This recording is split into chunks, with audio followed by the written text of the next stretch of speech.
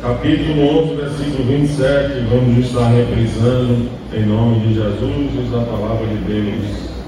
Pela fé saiu do Egito, não temendo a ira do rei, e perseverou, porque via aquele que é invisível. Diga amém. Amém. Muito bem, estes dias nós temos aprendido, desde maio, acredito, dentro desse tema, o tema do congresso, do pré-congresso digno de jovens em todo o estado de Pernambuco, principalmente em Recife e algumas outras cidades, com este tema: decidir viver por fé.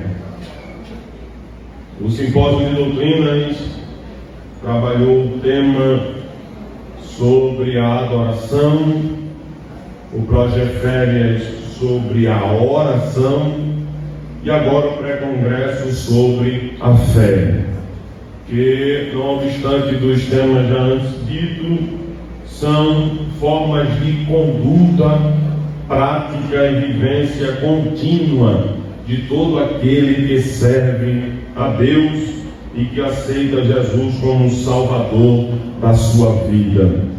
O capítulo de número 11 dos Hebreus, na carta anônima, não há identificação do escritor deste livro, mas este capítulo nos faz ver alguns exemplos de fé.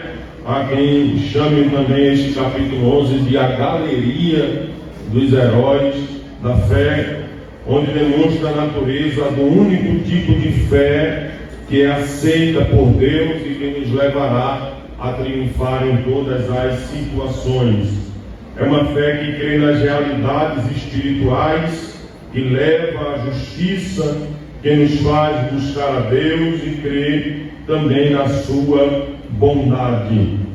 Já foi dito aqui, acredito, durante esses dias, e já foi reprisado agora no jogral, o significado bíblico de fé, que está descrito no próprio capítulo 11, o versículo de número 1, que diz: a fé é a certeza daquilo que esperamos e a prova das coisas que não vemos.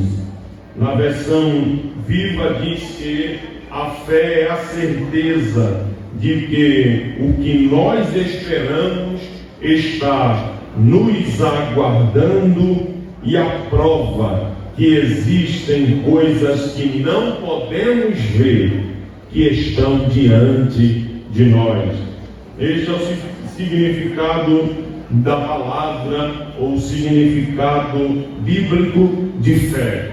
No entanto, a Bíblia vai falar muito de fé dentro dos contextos como uma semente, como um dom, como algumas características que a gente poderia nesta noite também citar nesta oportunidade. No entanto, para ganharmos tempo, a gente vê que este contexto de fé é aplicado aqui a Moisés. Moisés foi um instrumento de Deus naqueles dias, após, diz a Bíblia, no capítulo 1, versículo 8 do Êxodo, que naquele período se levantou um faraó que não conheceu a José. Não conhecer a José. E a expressão conhecer aqui no dicionário Strong é não considerou, não fez menção de José.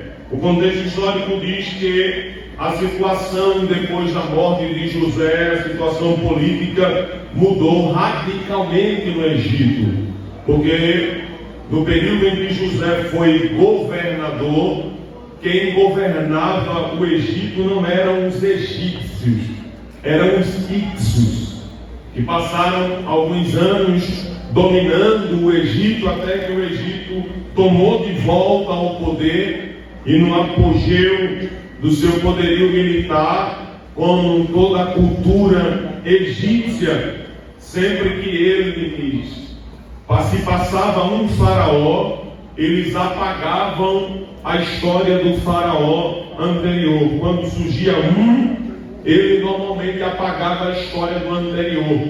E o momento do governo dos Hicsos foi um momento de vergonha para o Egito.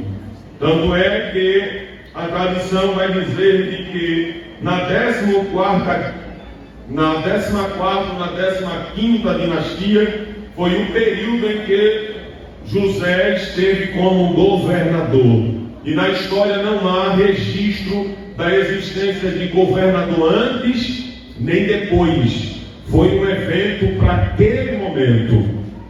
E a Bíblia diz que o faraó que se levanta, ele não considera os feitos de José, tampouco dá valor àquilo que ele fez, a não ser como uma representação de um momento de vergonha. E a gente vai perceber que, se a gente olha para o texto bíblico, a gente vai perceber de que o povo de Deus começa agora a ser maltratado, diz a Bíblia. Foi imposto para eles muito trabalho forçado, para que eles parassem de gerar filhos. Foram dadas algumas orientações de Faraó para que os meninos não continuassem a viver. Foi dada a ordem de que, quando as parteiras fossem fazer o parto, matasse os meninos no parto. E as mulheres que eram parteiras naqueles dias, Sifrá e Puá, temiam a Deus e não faziam isto. E o Senhor preservou a vida delas e lhes abençoou.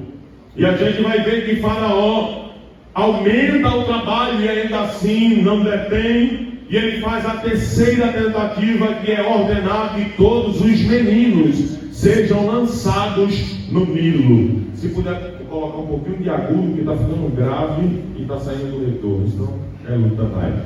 E ele vai tentar matar os meninos. E a Bíblia diz que quando a mãe do menino, que é tema deste dia, Joquebede, engravida, dá à luz, e ela esconde o menino por 3 meses. Como ela escondeu, eu não sei, porque menino gosta de fazer barulho.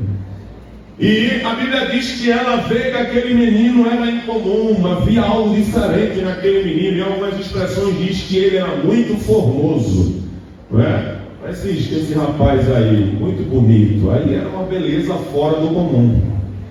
E ela esconde o menino, mas por 3 meses não consegue mais. A Bíblia diz que ela prepara um cesto, um cesto de junco revestido com betume e piche, betuna todo ele e coloca o menino dentro e coloca ele no Nilo, preso nos matos. A água não leva ao cesto que Moisés está. Ele fica preso nos matos. E de repente a filha de Faraó vem se banhar. E quando ela vem se banhar, ela vê o menino lá. E quando abre, está lá Moisés chorando. Então Moisés era chorando. Não deu para esconder por muito tempo o barulho de Moisés, né? E quando a gente olha para isso, a irmã está ao lado e diz assim: olha, eu conheço uma mulher que pode ser ama de leite, que pode cuidar desse menino. E ela apresenta a filha de Faraó e devolve o menino à mãe. A Joquebede, ela é assalariada para cuidar do menino. Passa-se o tempo, depois do período de amamentação, desmamado, o menino volta para o Egito. Ele aprende, junto a Joquebede, sua mãe, com seus irmãos, as histórias dos hebreus. E agora já criança, 7 anos, possivelmente, vai para o Egito. E no Egito, diz a Bíblia, que ele, sendo grande, volta para o Egito e recebe o seu nome. E a filha de Faraó lhe chama de Moisés, porque foi tirado das águas. A Bíblia não vai contar da sua adolescência e já fala ele já como adulto. E este contexto da vida de Moisés nos faz pensar em algumas circunstâncias, e a Bíblia nos mostra, e a gente pode analisar, de que Moisés, este menino tirado das águas, ele é um tipo de Cristo. Moisés é um tipo de Cristo. Há características muito semelhantes. Ambos foram vítimas de tentativa de assassinato, de infanticídio. Enquanto o faraó tentou matar os meninos e na ocasião estaria Moisés, Herodes também tentou matar os meninos na busca ou na tentativa de matar Jesus. E a história diz que foi um dos maiores crimes que Herodes cometeu naqueles dias. Moisés, para ser salvo, foi enviado ou cuidado dentro do Egito, ou seja, ele foi adotado pela filha de Faraó, do Faraó. Já Jesus, enquanto criança, enquanto bebê, José sonha e o anjo lhe dá uma ordem dizendo: leva o menino para o Egito, porque Herodes tenta matá-lo. Terceira característica é de que Moisés no Egito era príncipe e Jesus, ele é o príncipe da paz, conforme Isaías capítulo 9 e o versículo de número 5. Ainda a gente vai perceber outra característica semelhante, é de que Moisés foi pastor e Jesus, conforme João escreveu capítulo 10, versículo 11, Jesus, ele é o bom pastor. Moisés, usado por Deus, libertou Israel das mãos dos egípcios. Jesus, com o seu poder, libertou a humanidade do pecado. Ambos jejuaram por 40 dias. Em Êxodo capítulo 24, versículo 18, a gente vai ver Moisés jejuando e em contato com Deus, envolvido dentro da nuvem. Jesus, no início do cumprimento do seu ministério, Mateus descreve no capítulo 4, versículo 2, também foi levado pelo Espírito para ser tentado no deserto, e ali passou 40 dias em jejum sendo tentado. Depois do povo hebreu ter pecado ao fazer o bezerro de ouro, Moisés, quando o Senhor intentou matar o povo, Moisés disse: não faça isso, Senhor, risque o meu nome do livro da vida. Moisés se oferece para salvar o povo da sentença de Deus. Jesus ofertou a sua vida para a salvação de todos nós. Moisés realizou pelo poder de Deus alguns milagres. O Senhor realizou por meio dele alguns feitos que foi fazendo com que o coração de Faraó se endurecesse, e na medida em que o Senhor aplicava a sentença, os deuses do Egito, eles foram sendo cancelados. Glória a Deus. Na medida em que o Senhor aplicava uma sentença, um deus egípcio, ele era envergonhado, ele era ferido, o Deus da vida era ferido. Eles viam o Senhor Deus de Abraão, de Isaac e Jacó matando os seus deuses. E assim como Moisés realizou milagres, Jesus também realizou milagres e maravilhas. Mais de 30 milagres no ministério de Jesus foram realizados. A Bíblia ainda registra uma luta que houve e uma grande dúvida sobre o corpo de Moisés, porque Moisés morreu, mas ninguém sabe onde está o corpo de Moisés. E o diabo ainda pelejou com Miguel para saber aonde estava o corpo de Moisés. A Bíblia diz que ele foi sepultado. Jesus, ele morreu, ressuscitou, e não há corpo nem osso no corpo, que foi ressuscitado e foi glorificado. Aleluia. Ambos foram rejeitados pelo seu povo. No capítulo 7, versículo de número 35 do livro de Atos dos Apóstolos, a Bíblia diz que o povo viu Moisés quando já grande, ele dizendo que ia defender o povo, porque ele pensava que conseguiria defender o povo hebreu dos egípcios com a sua mão.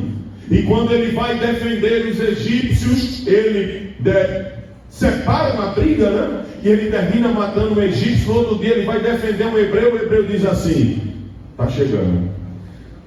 O hebreu diz assim: tu vai fazer comigo como fez com o egípcio ontem? Aí Moisés bota a mão na cabeça e diz: descobriram.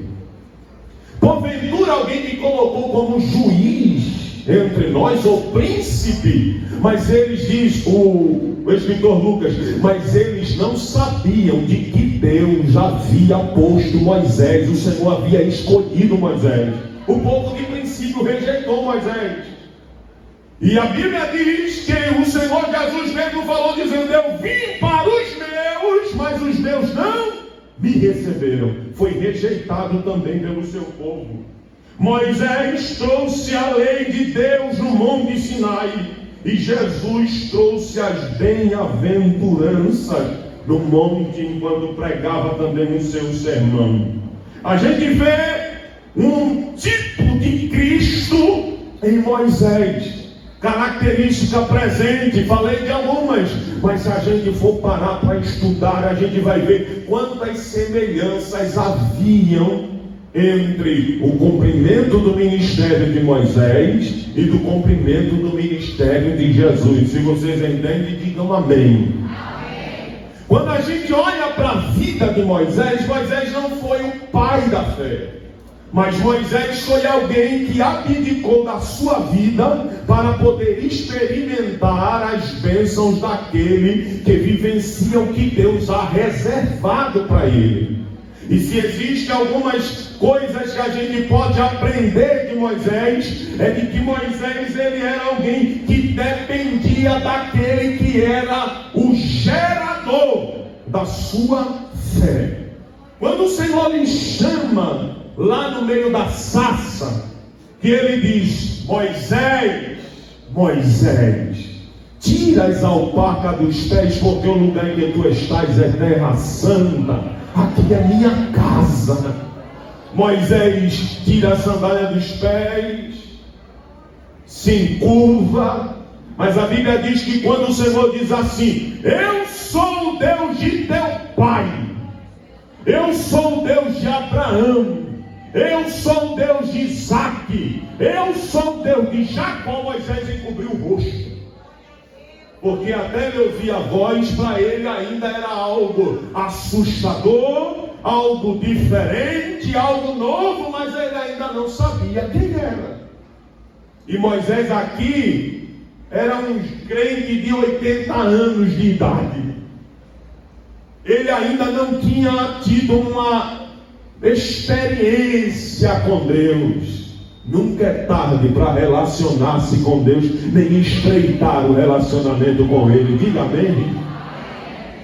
E quando ele encobre o rosto porque ele sabia. 80 anos se passaram rapidamente. Ele voltou na casa da mãe Joquebede, e ele lembrou da história da mãe, dizendo: olha Abraão, olha Moisés, olha meu filho, olha Isaac, olha a história, olha Jacó. E quando o Senhor fala do meio da sarça e diz: eu sou o Deus de teu pai, ele diz: espera aí, isso aqui eu conheço, eu sou o Deus de Abraão, Deus de Isaac, Deus de Jacó. Ele disse: eu sei quem está falando.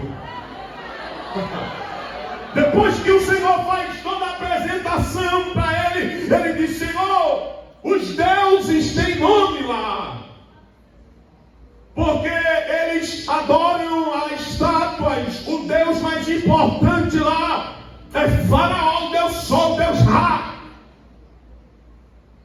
Quando eu chegar lá, todos os deuses têm nome, e eu vou dizer quem tu és, mas qual é o teu nome?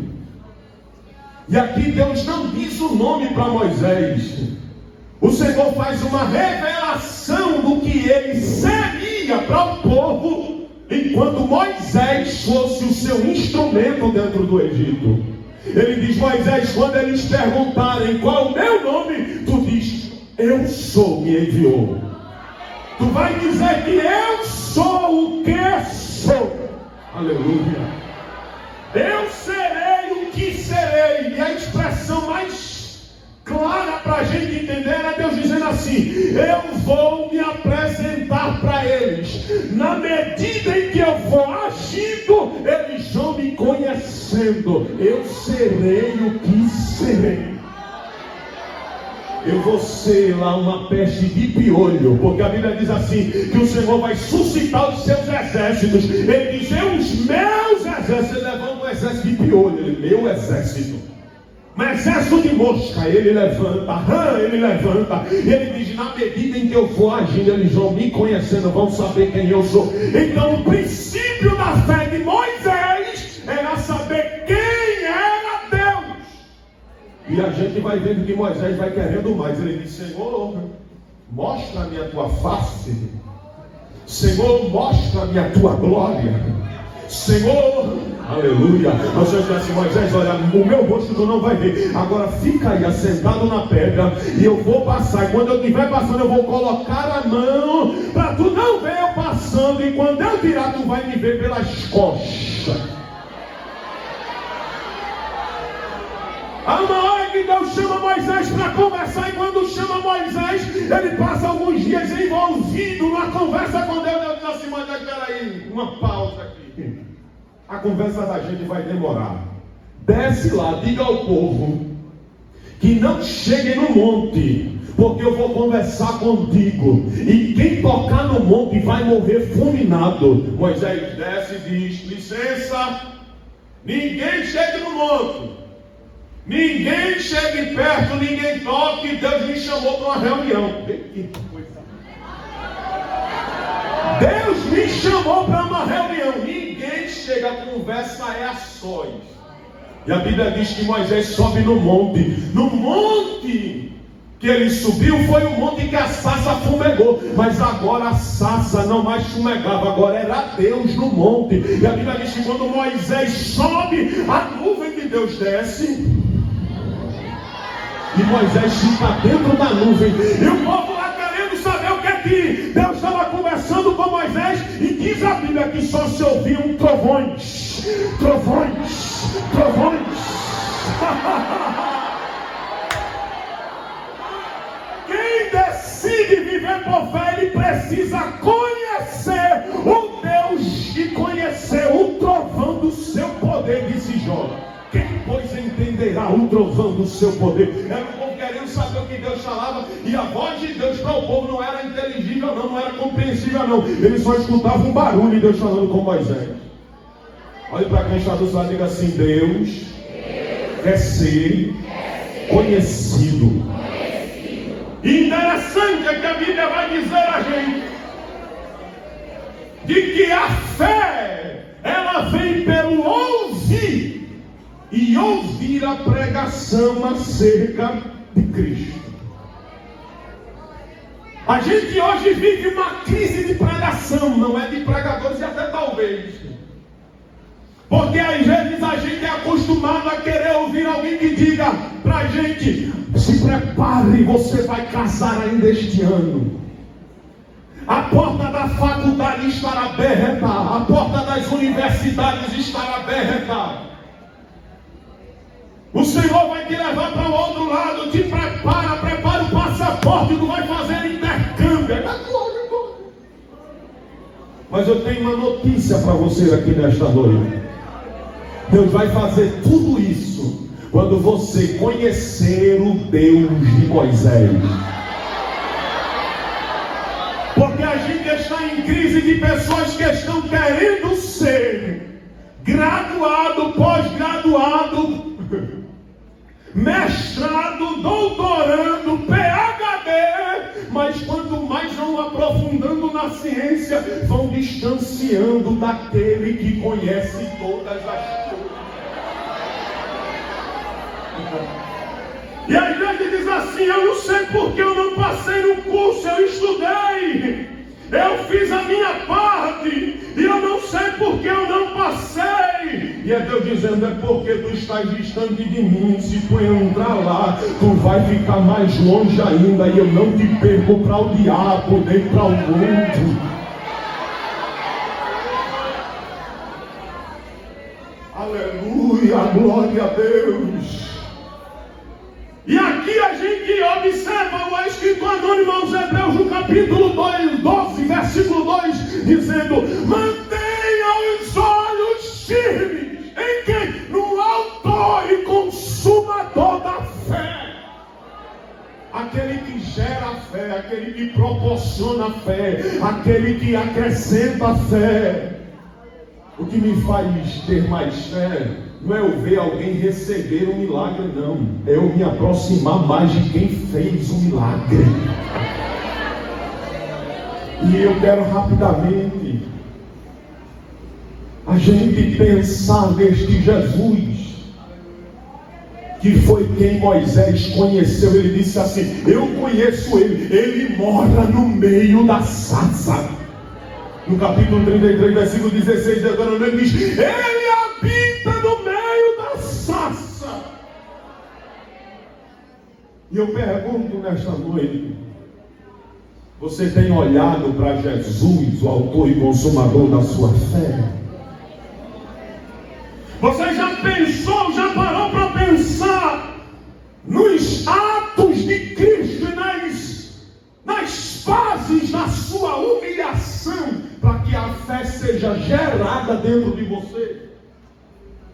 Eu repito, o que gera a minha fé não é eu receber uma promessa e a promessa se cumprir, não. Isso é meio, isso é forma, isso é conjunto daquilo que Deus está reservando. Mas primeiro eu preciso me aproximar de Deus, que gera a minha fé.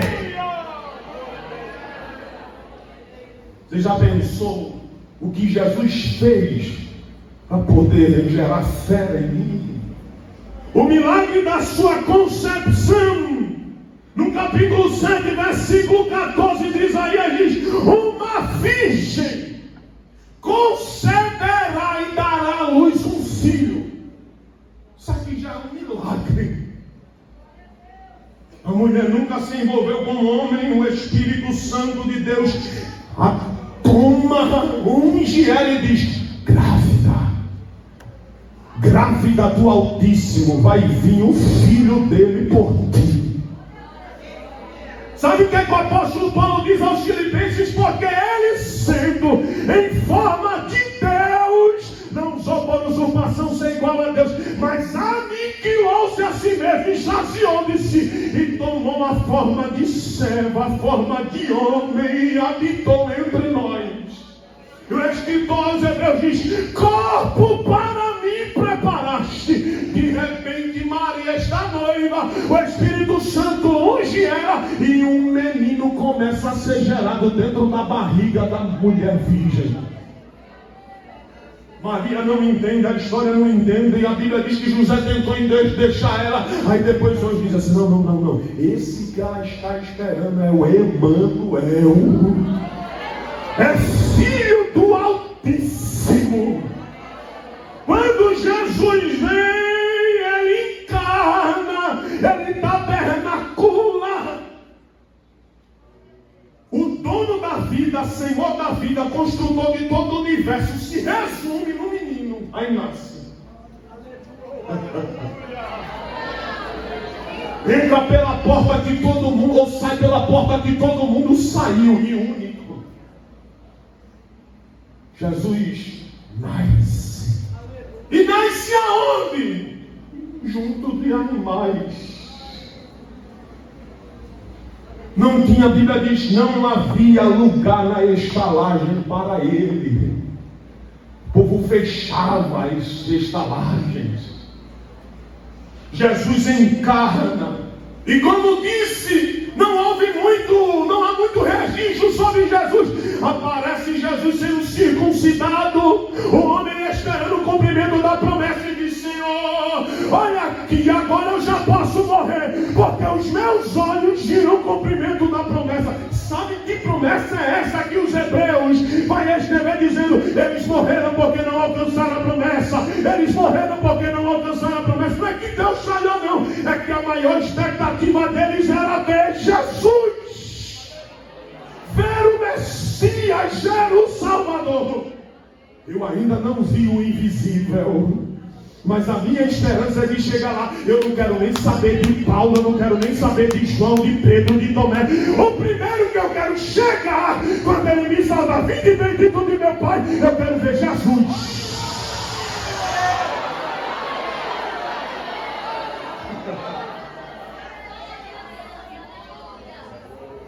Jesus. E este que fez tanto bem à humanidade, fez milagre, deu vista a cego, fez paralítico andar, coxo se endireitar, morto ressuscitar, cego ver, surdo ouvir, mudo falar, endemoniado ser liberto, foi vendido. O Filho de Deus, o dono do mundo, foi vendido por 30 moedas de prata. E sabe qual é o problema de quem às vezes decide viver por fé? É que diz, eu decido viver por fé, mas troca Jesus por qualquer centavo. Vou deixar mais claro, troca Jesus por qualquer minutinho de pecado. Vou deixar mais claro, deixa ou troca Jesus, vende Jesus por qualquer acesso na internet. E eu não preciso viver de euforia, porque às vezes a gente é eufórico. Então, simpósio de doutrina, encontro de jovem pré-congresso, eu vou pular, mas eu saio com as pernas cansadas que pulei, mas o meu coração não sai transformado. A minha mente não sai mudada. Eu saio daqui com vontade. Com licença, eu sei que está gravando. Eu saio daqui com vontade de ficar, de acessar um vídeo pornográfico, de me encontrar com alguém para uma conversa que vai sair palavras de baixo calão. Mas Jesus está dizendo, me conhece que eu vou desse teu jeito de agir.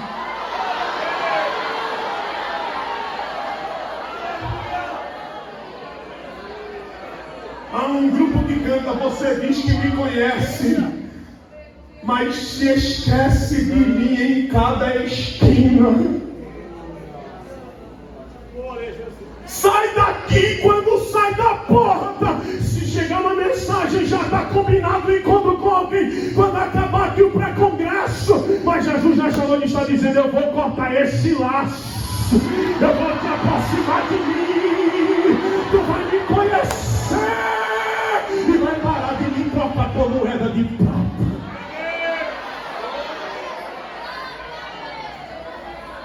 Quem me vendeu Jesus não foi inimigo dele, não. Foi o discípulo dele. Estava andando com Jesus, comendo o pão que Jesus multiplicava. A Bíblia não vai dizer os nomes de quem estava, mas eu creio, porque a Bíblia não vai excluir ninguém na hora do texto. Ele viu Jesus acalmar a tempestade. Que homem é este? Depois ele diz assim, olha, eu digo quem é Jesus. 30 moedas de prata e eu troco. E Jesus é sentenciado, vai ser julgado. O justo juiz é levado a julgamento. No meu lugar. E aí eu na fila para ser julgado, ele diz, Marcos André e ele, sai, eu entro na tua frente. Eu assumo a culpa.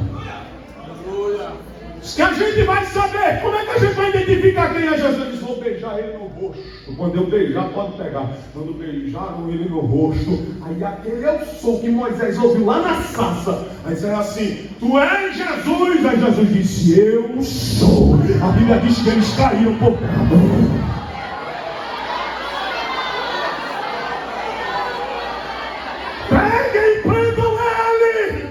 Levaram ele para Anás, quinta-feira, na madrugada. Anás disse, eu não vou julgar esse homem, não. Leva para Caifás. Caifás disse, eu julgar como não. Leva para Herodes. Herodes disse, eu vou julgar esse homem? Não. Vocês não trouxeram, vocês julguem. Disse, não. Então leva para Pilatos. Acusaram Jesus de 3 crimes. Crime contra a religião, crime civil, crime jurídico, porque eles disseram que Jesus curou no sábado, Jesus estava causando tumulto, ia fazer rebelião. Quando levaram para Pilato, Pilato diz, falem com a defesa que eu tenho poder para te soltar. Ele diz, não. Fala, eu tenho poder. Jesus diz, diz: nenhum poder é te dado se o meu Pai não te conceder.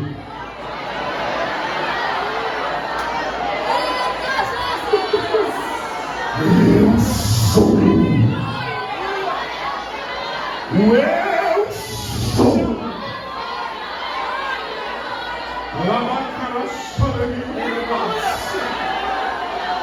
Pilatos diz: pois bem, você vai ser sentenciado a uma quarentena de açoite menos uma.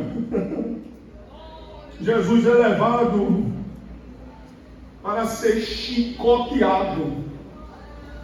Vem comigo para dentro da Torre Antônia. Vê Jesus amarrado no poste.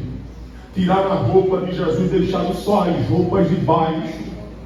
E começaram a chicotear o autor e consumador da fé. Os primeiros açoites rasgaram a sua carne, fazendo com que o sangue saísse pelas veias de forma abundante, atingindo diretamente as suas costas, enquanto as pontas do chicote enroscavam no corpo, feriam o peito, a barriga. Depois de inúmeros e vários açoites sobre Jesus, as veias aparecendo, vísceras dele sendo expostas, o seu rosto sendo desfigurado por causa dos golpes.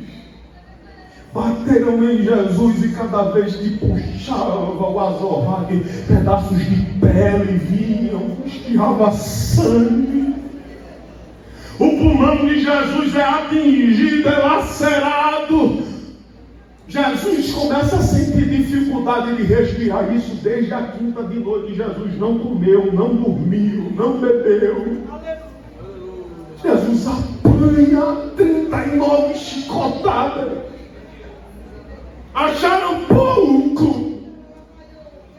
Vedaram o rosto de Jesus, os olhos. Pegaram uma túnica, colocaram sobre ele. Pegaram um bocado de espinho, desceram como um capacete, botaram na cabeça dele. Pegaram uma cana e disseram: salve o Rei dos Judeus. A Bíblia diz que eles davam um soco em Jesus e diziam: diz quem te bateu, Galileu. Tu não é o eu sou que destrói o templo? Diz quem te bateu. E a Bíblia diz que, como ovelha muda, ele foi levado diante dos seus tosqueadores e não abriu a sua boca. Davam socos e pontapés em Jesus, diz a Bíblia, e Jesus calado, porque ele estava olhando a gente aqui hoje. Aí o profeta Isaías diz assim: olhando nós para ele, nenhuma beleza havíamos para que o desejássemos. A Bíblia aqui não está falando de padrão de beleza, não. A Bíblia está dizendo que Jesus apanhou tanto que o rosto dele ficou tão feio que olhando para ele a gente queria ele como rei. Olhando para ele, nenhuma beleza havia para dizer: ele é meu rei.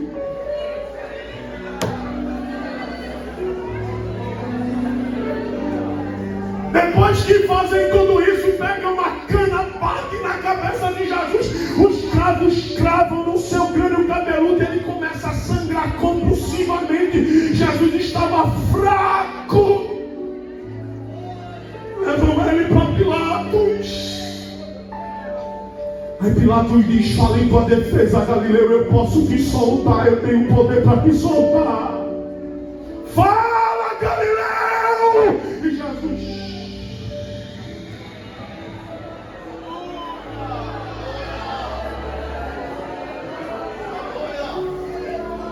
de repente desce do quarto, chega na reunião e diz assim: chama Pilatos. Cláudia desce da Torre Antônia, a esposa de Pilatos, e diz: eu quero falar com Pilatos. E Pilatos diz: eu estou numa reunião, não posso sair, eu preciso falar agora. Ele pede licença, sai. E fala, Cláudia. Pilatos não entra na questão desse homem, Pilatos. Eu tive uma noite muito perturbada. Eu tive um sonho e uma voz ficou me incomodando toda a noite, dizendo: Ele é justo. Ele é justo. Ele é justo.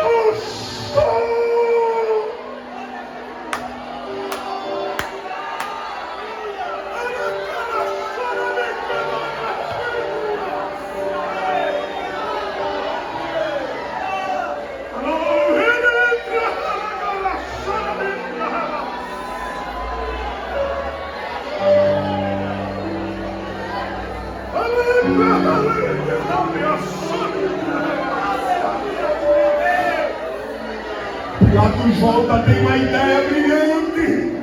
Pega Barrabás, leva para a multidão, eles vão soltar Jesus. Jesus já apanhou, Barrabás está aí. Eles vão querer soltar Jesus e vai prender Barrabás. A gente vai crucificar Barrabás. Quando colocaram diante da multidão, trocaram de novo Jesus.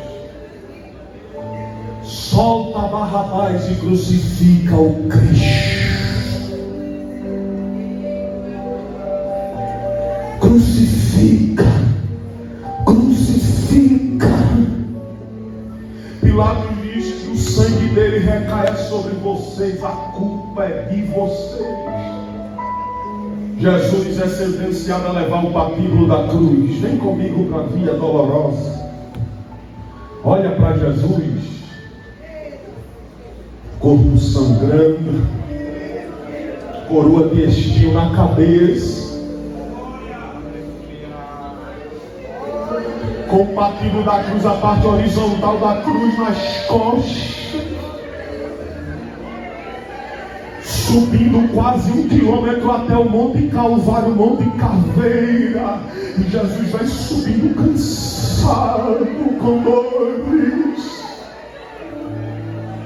caindo várias vezes. Ele não consegue mais subir, chama o Simão de Cirene e diz: ajuda a levar o patíbulo da cruz. Simão estava com as roupas brancas, talares para a festa, para ser aspergido com um cordeirinho. Ele fica ensanguentado com o Cordeiro de Deus. De repente Jesus chega ao Calvário para a gente encurtar. Está lá um ladrão do lado, um ladrão do outro, e um buraco no meio. Pegam o patíbulo da cruz, botam no poste vertical, prendem e soltam Jesus. Aí vem a parte ainda mais dolorosa. Eles pegam a mão de Jesus, o braço de Jesus e cravam. Primeiro foi meio difícil, porque o orifício era pronto dias antes e aquela cruz estava na medida de Barrabás. Jesus tinha um tipo físico menor, e quando eles vão colocar o outro braço de Jesus, não alcança, eles têm que puxar até desconjuntar. Quebrar não, porque a Bíblia diz que nenhum dos ossos seria quebrado. Desconjunta. Jesus sente os nervos dele sendo esticado, o músculo, e eles cravam.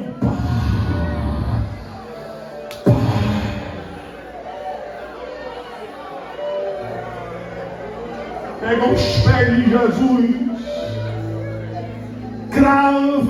Há quem diga que cravaram um em cima do outro, há quem diga que cravaram do lado, mas as dores que Jesus sentiu quando cravou os pés são inimagináveis.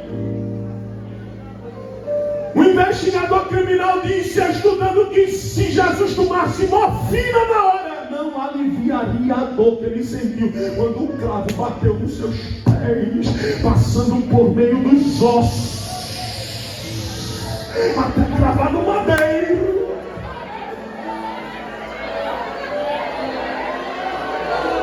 Sentença, ser meu Salvador.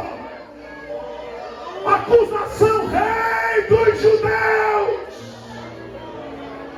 Jesus cravado na cruz, pegaram uma cruz, amarraram com corda, fizeram uma engrenagem para poder puxar a cruz, suspendem o mestre preso, cravado no madeiro, e quando já está de pé, eles vão empurrando, o buraco estava embaixo, pronto para a cruz ficar fixa, e eles vão puxando, até que cai. Quando cai, o corpo de Jesus é jogado para frente. Jesus sente dificuldade de respirar, não consegue respirar, não consegue falar. Na fraqueza ele tira força e diz: Pai, perdoa-lhes.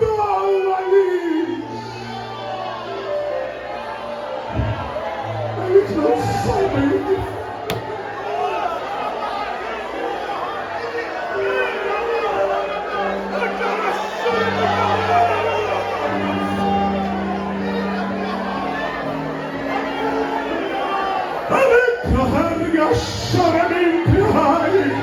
Meio-dia o sol escondeu a luz e disse: não dá para brilhar. Ficou noite.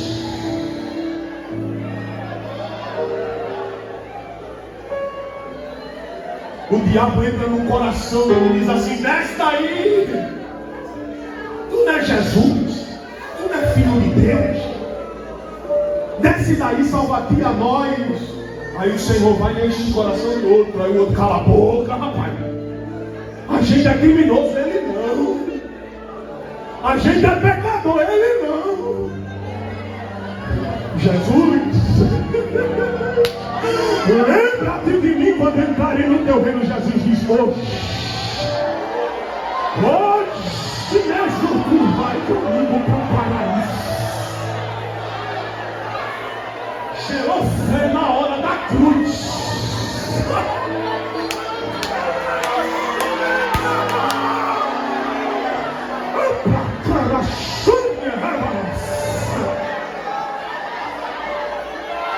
Jesus tem sede. Eles querem dar anestésia para Jesus. Jesus rejeita.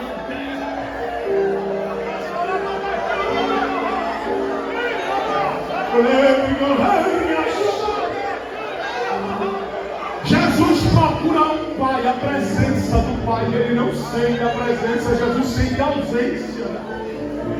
E ele grita: Deus meu, por que me desamparaste?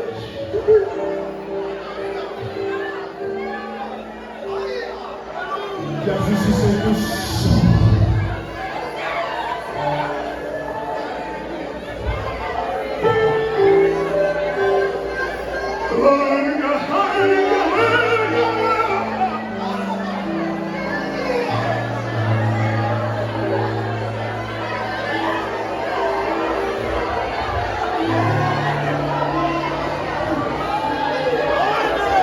A morte está tentando vencer Jesus, matar o dono da vida. Não consegue. E ele diz: Pai, missão cumprida. Tetelestai, estou pago. O que eu vim para fazer, eu fiz. Não sobrou nada para ninguém. Missão cumprida. E a morte tentando matar Jesus. Jesus olha e diz: Pai, em tuas mãos entrego o meu espírito. Morreu.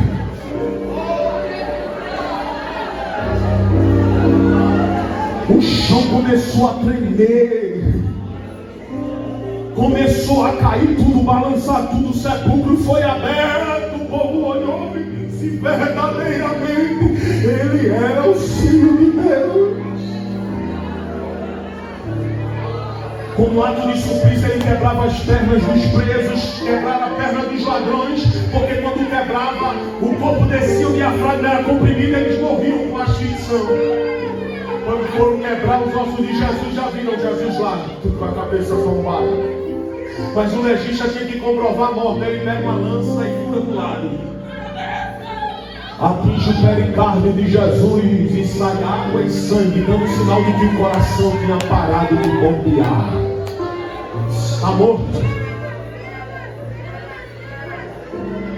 José de Arimateia corre com Nicodemo e chega para Pilato e diz: me dá autorização para enterrar Jesus. Pelo menos dá um sepultamento digno, porque amanhã é Páscoa. Vocês vão pegar o corpo e jogar no lixo. Senão Jesus, não, deixa a gente botar ele num sepulcro. Aí ele disse, pode levar. Quando ele saía, Anás e Caifás disse, o Senhor deixou. Vão roubar o corpo de Jesus, vão dizer que ele ressuscitou. Aí Pilatos diz, o homem está morto, nem morto vocês deixem em paz. Vocês têm a guarda, levem. Está aqui o céu, inviolável, está aqui, levem. Eles vão lá, colocam o corpo de Jesus, enrola no lençol, coloca dentro do sepulcro, fecham com uma pedra e chega o soldado e diz, ninguém entra. Defumam, amarra com corda, bota um selo de inviolável de Pilatos e diz, ninguém chega aqui. E os soldados fazem lá quarentena. Sexta-feira de tarde, primeiro dia, sábado de manhã, segundo dia, soldado passando serviço lá. Passa o serviço sem oneração, morto está morto. Enquanto isso, a Bíblia diz que Jesus foi nas partes mais profundas da terra. Domingo de manhã, um facho de luz.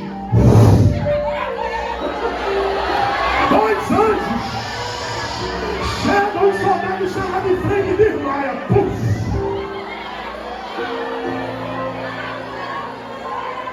A parede que rebocaram, o betume que colocaram, as cordas que amarraram os anjos.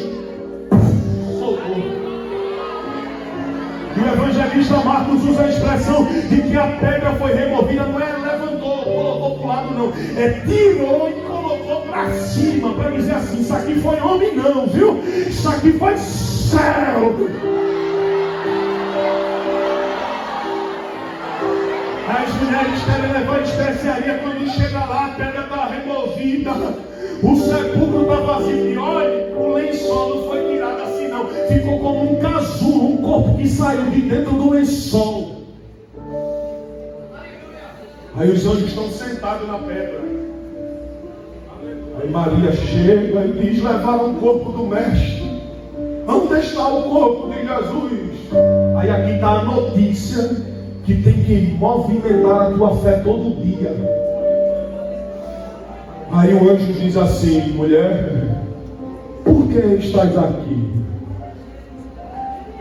Por que procurais o vivente entre os mortos? Ele não está aqui.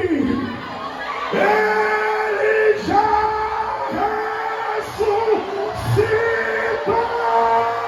Ele está vivo.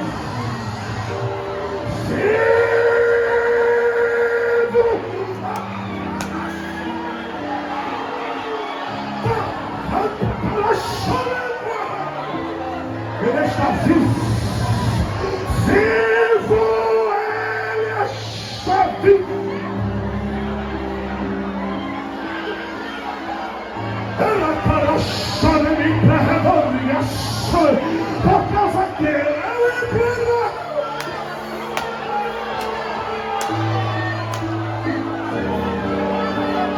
Essa notícia faz o inferno tremer.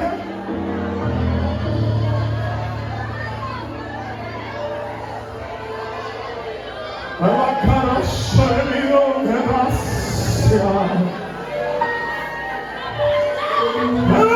me tremor que me deu trabalho.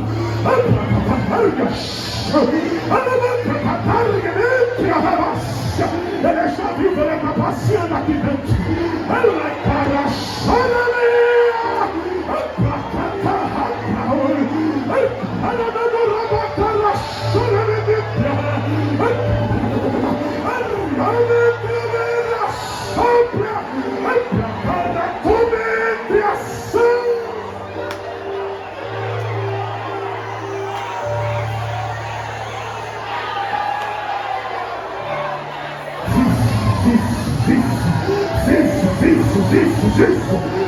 Vivo, o autor e consumador da fé está vivo.